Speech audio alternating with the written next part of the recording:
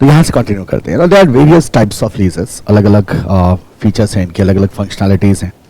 One by one समझना शुरू करते हैं। यहाँ आपको 4 है, फिर we will enter into the short term finance. Okay, so सबसे पहला सेल एंड लीज बैक। देखो नाम से ही पता चल रहा है ना, सेल हुआ और उसके बाद क्या हो रहा है, लीज बैक हो रहा है। आपको ऐसे ही समझ के रखना है, यू नो, अब थियरी को रटना मत। सेल किया और फिर क्या हो गया, लीज बैक हो गया। So under this type of lease, the owner of an asset sell the asset to a party, the buyer. So मान लो किसी तरह का कोई एसेट है and let's say this is the owner of the asset, ठीक है। तो owner ने क्या किया, एसेट को सेल कर दिया, सेल कर दिया एसेट को। अब एसेट को जिसने खरीदा वो क्या बन गया जी, वो बायर बन गया। अब बायर क्या करेगा, अब बायर इसी एसेट को, सेल तो हो गया, सेल हो गया तो फर्स्ट स्टेप इज ओवर, तो दिस इज माय सेल। अब क्या होगा, lease back. So lease back क्या होगा, तो एसेट किसका है, बायर का। तो buyer will lease back the asset to the owner. तो बायर क्या बन जाएगा, लेसर बन जाएगा, ओनर क्या बन जाएगा, लेसी बन जाएगा। Who in turn lease back the same asset to the owner in consideration of a lease rentals, obviously. So buyer ने क्या कर दिया, लीज बैक कर दिया asset, now will be used by the owner. So buyer क्या बन गया, buyer बन गया लेसर, और ओनर क्या बन गया, ओनर बन गया लेसी। अब जैसे ये लेसी बनता है तो इसका मतलब ओनर क्या कर रहा होगा, इस लीज के अगेंस्ट बायर को रेंटल पे कर रहा होगा। This is called as sale and lease back. So owner of the asset sold the asset to the buyer and buyer lease back the asset to the owner. This is called as sale and lease back. Under this arrangement, the asset is not physically exchanged, but it all happens in records only. So that's very obvious. Physical transfer of asset की जरूरत ही नहीं है हमें, है ना। Physical transfer of asset की हमें जरूरत नहीं है, क्यों, क्योंकि this will be, you know, this adjustment will be done in the books only. Ultimately, the asset is being used by the owner. Asset क्या करना है, ओनर को ही यूज करना है। तो जब आप लीज बैक कर रहे हो या जो सेल किया जा रहा है एसेट को, these all are done in books only, right? तो physical transfer of asset does not happen. इसे क्या कहा हमने, sale and lease back, as simple as it is. Second आ जाओ, लीवरेज्ड लीज। नाउ इसमें क्या होगा, under this lease a third party is involved beside lessor and lessee. तो सेल एंड लीज बैक हमने देखा या डिफरेंट लीजेस हमने देखा तो 2 पार्टीज यूजुअली हमें दिखते थे, इसमें एक थर्ड पार्टी भी इन्वॉल्व होगा besides the lessor and the lessee. अब क्यों होगा इन्वॉल्व, क्योंकि यहां मनी बोरो किया जाएगा थर्ड पार्टी से। जरा देखो, the lessor borrows a part of the purchase cost, let's say 80% of the cost, from a third party, that may be a lender. So इसका मतलब क्या हुआ कि we have a lender here, okay, we have lessor here, and someone who is going to get the lease of that asset is the lessee. अब laser ने जो asset को buy किया, मान लो एसेट अगर 1 लाख रुपए का एसेट था, मान लो एज्यूम कर लो 1 लाख का एसेट था, तो 80,000 इसने क्या किया, लेंडर से फाइनेंस कर लिया। तो 80,000 रुपीज लेंडर ने इसको लेंड किया है टू बाय दिस एसेट। तो लेंडर क्या बन गया मेरा, lender becomes the third party. Lender is our basically our third party. अब क्या कह रहे हैं, an asset so purchase is held as security against the loan. अब ये एसेट परचेज हुआ है, राइट, तो ये लेंडर के पास ये एसेट क्या है, एज अ सिक्योरिटी। ये जो 80,000 है, इस 80,000 जो है ये सिक्योरिटी बैक्ड हो गया, और इसका सिक्योरिटी क्या है बेसिकली, तो आप बोलोगे एसेट पे लियन होगा किसका, लेंडर का। फर्स्ट राइट किसका होगा, लेंडर का, जब तक कि पैसा वापस ना मिल जाए। The lender is paid off from the lease rentals. अब सवाल आता है कि भाई लेंडर को कैसे पे करेगा, तो लेसर ने क्या किया, इसको लीज आउट कर दिया।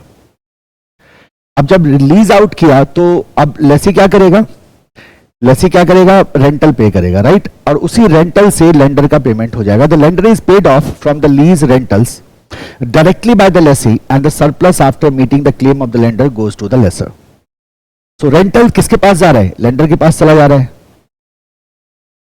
तो अब सवाल आता है, सर एक बात बताओ, हमने as a owner of the asset, तो we are the owner of the asset, हमने एसेट को परचेज किया, 20,000 अपना लगाया, 80,000 लेंडर से लिया, और उस एसेट को हमने लीज आउट कर दिया। अब जिसने लीज लिया है हमसे, वो रेंटल पे कर रहा है, और रेंटल जा रहा है लेंडर के पास, तो हमारा क्या फायदा हुआ, हमारा तो 20,000 भी गया। हम कहते नहीं, ऐसा बिल्कुल भी नहीं है। अब क्या होगा, इस 80,000 के अगेंस्ट जो लेंडर का ईएमआई या आप कह सकते हो जो उसका इंस्टॉलमेंट बनता था, जो हमें उसको पे करना था, लेंडर क्या करेगा, उसको डिडक्ट करने के बाद तो आप क्या बोलोगे, rental minus lenders claim. Lender का जो क्लेम है वो अपने रेंटल से क्या करेगा, डिडक्ट करेगा, और जो अमाउंट होगा that amount will be given to the lessor. वो अमाउंट किसके पास चला गया, लेसर के पास चला गया। तो इसी को आपने क्या कहा, इसको आपने कहा लीवरेज्ड लीज। डेट का लीवरेज हो रहा है, लीवरेज मतलब डेट आया, किससे डेट उठाया था हमने, लेंडर से। तो चूंकि यहां हम लेंडर से डेट ले रहे हैं, that is why this lease is called as leveraged lead. तो फिर से सुन लो एक बार, लीवरेज्ड लीड में क्या होगा, इसमें लेंडर आएगा जो डेट प्रोवाइड करेगा लेसर को या ओनर ऑफ द एसेट को। तो अब किसी पर्सन को कोई एसेट खरीदना है, उसने क्या किया, एसेट का पोर्शन, कुछ पोर्शन लेंडर से लोन पे ले लिया, वहां से डेटर ले लिया उसने, और उसने अपने एसेट को बाई किया। Then that asset is leased out to some lessee, और वो लेसी जो रेंटल पे करेगा that will go to the lender, और लेंडर उसमें से अपना क्लेम जो भी है उसका कमीशन वो कट करने के बाद बाकी अमाउंट लेसर को दे देगा। This is called as leveraged lease. Clear है? नेक्स्ट आ जाओ, सेल एड लीज। नाम से ही पता चल रहा है, ऐसा लीज जो सेल को आपका बूस्ट करे, सेल में आपकी मदद करे, सेल एड लीज।